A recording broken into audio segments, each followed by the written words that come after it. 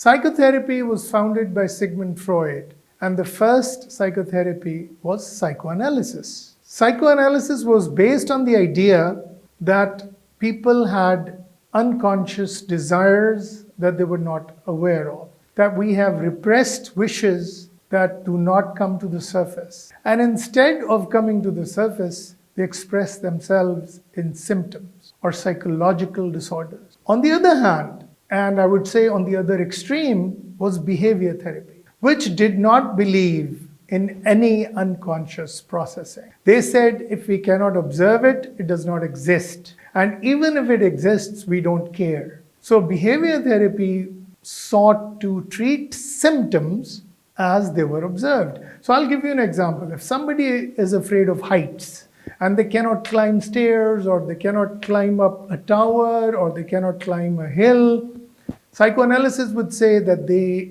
have some deep unconscious disturbance, which was caused by some early childhood trauma. And the psychoanalyst would work with the client to resolve the childhood trauma. Whereas the behavior therapist would look at the exact symptom.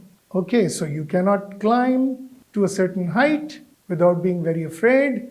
Let's relax you a bit. They'll make you relax, and then they'll make you imagine climbing the stairs, or climbing up a hill, or climbing wherever it is that you feel difficult going up to.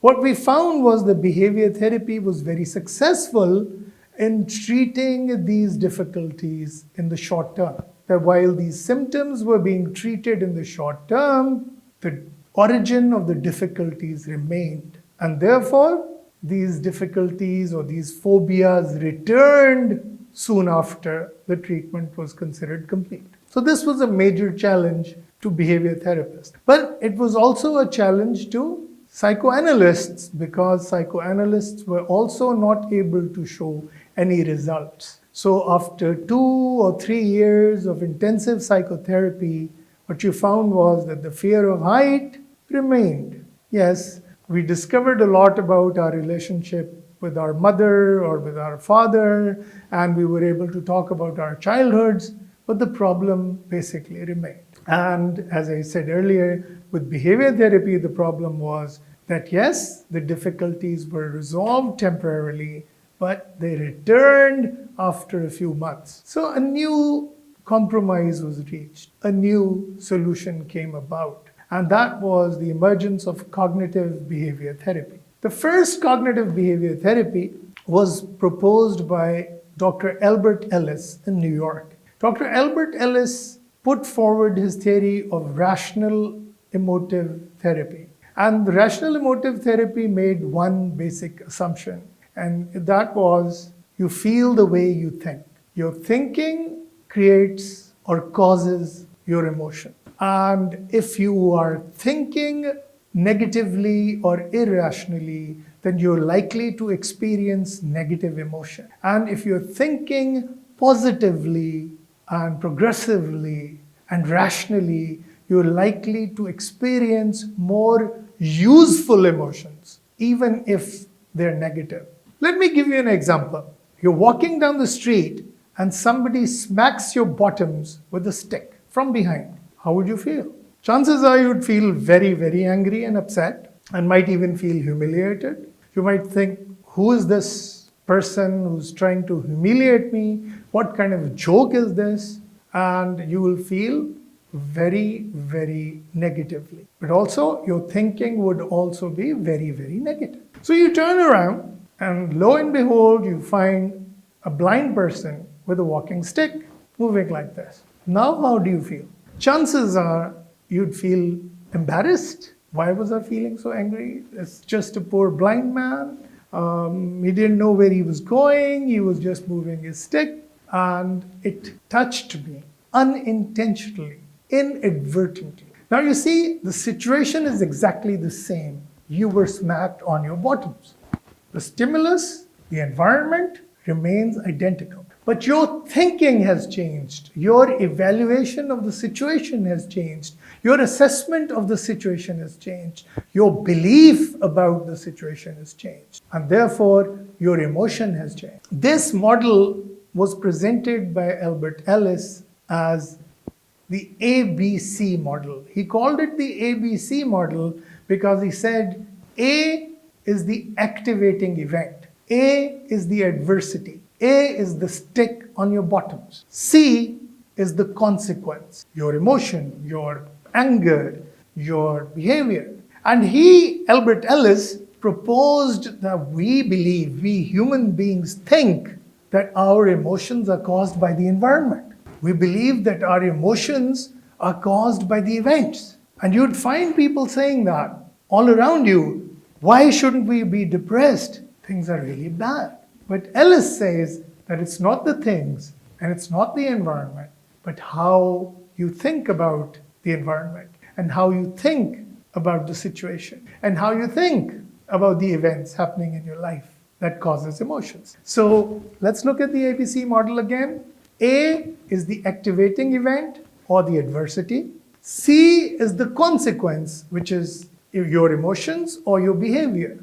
And in between is B, or your belief. And it is this belief that causes the emotion. And Albert Ellis even claims that 10% of human suffering and misery is caused by the circumstances, and 90% of human misery is caused by our irrational beliefs, our irrational thinking. Let's take a look at a standard irrational belief according to Ellis. Ellis claims that the belief that we all need love in order to survive is not only an irrational belief, it is the source of so much misery that you can't even imagine. So I believe I need love to survive. You believe you need love to survive. And so our focus becomes needing love from other people. And we're constantly looking for that love from other people. We're constantly looking for that approval and that nod and that support from other people. Feeling that we're needy. Feeling dependent. Feeling hypersensitive. Instead, Ellis says, why don't you see yourself as a loving person who does not need love? You desire love.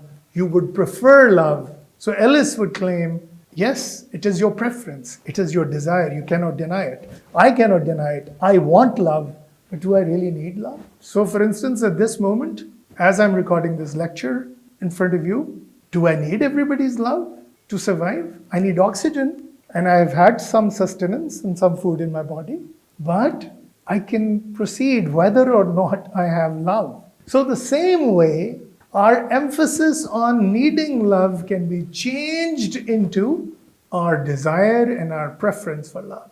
And that would take away a lot of suffering. And instead, we should focus on being loving and caring individuals. So if I start to focus on how I become a loving individual, a caring individual, the chances are that I will also receive a lot of love. So here you see Albert Ellis at his best when he explains rational beliefs and irrational beliefs. When he talks about how irrational beliefs cause difficulties and rational beliefs allow us to achieve our goals. In fact, that is his definition of rational and irrational. A rational belief is one that does not interfere with our goals. So for instance, I have a goal. I want to do well at my exam. But my irrational belief is that if I fail in this exam, it will be a disaster. It will be the end of the world. Everything will stop. I will cease to exist. My whole world will come to an end. And you know what this belief does? It causes me anxiety. And when it causes me so much anxiety that I can't even study, this belief is in fact starting to interfere with my goal. Instead, the rational belief would be, yes, if I fail, it would be something bad, it would be inconvenient, it would be painful, but what if I succeed? I'm likely to get a lot of benefits, a lot of advantages, because I will pass this test. And in order to pass this test, I need to relax a bit more and focus on my studies rather than being paralyzed by this idea that failure would lead to a disaster. Another irrational belief is that I will be a failure if I fail. Now that doesn't make any sense. How many times do I have to fail before I can be labeled a failure? My answer? Never. Why should I be labeled anything different from my name? That's a good enough label. And that I'm a human being. So now that we know the ABC model, how are we going to treat mental disorders or emotional difficulties or behavioral problems? Now that we know about the ABC model of emotional disturbance, what do we do with it? The answer is the ABCDE model. Let me explain. A is the activating event or adversity. For instance, you failed in your exam. What is the emotional consequence? You're feeling distraught, you're feeling upset, you're feeling sad, and all of these are very natural reactions. So where is the problem? The problem comes in when you believe that you are a failure because you have failed the exam. The assumption that anybody who fails in anything is a failure is an irrational assumption, is an irrational belief. So therefore, we need to dispute, and that is where the D comes in. A was the adversity, which was the exam failure.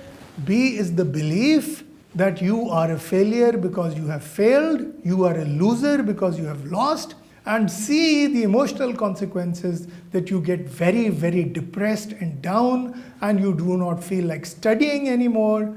And some people may even feel suicidal.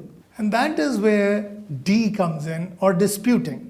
In disputing, we dispute this irrational belief that just because you have failed an exam, you are some kind of a failure or a loser. There is no justification, there is no argument that can justify this belief, that can demonstrate or prove this belief that failing at one thing makes you a failure, that failing at something, even if you have failed numerous times, you still remain yourself. Your identity remains your main identity. And so therefore, we dispute this irrational belief that failing at something turns you into some kind of a failure. And that is what then leads to an effective belief, which is that I may have failed, but that does not automatically mean that I am a failure. And that also means that I can try again and maybe work harder this time and take care of my studies rather than get down and out and depressed. And as a result, your emotions will be slightly more positive, if not more, very, very positive.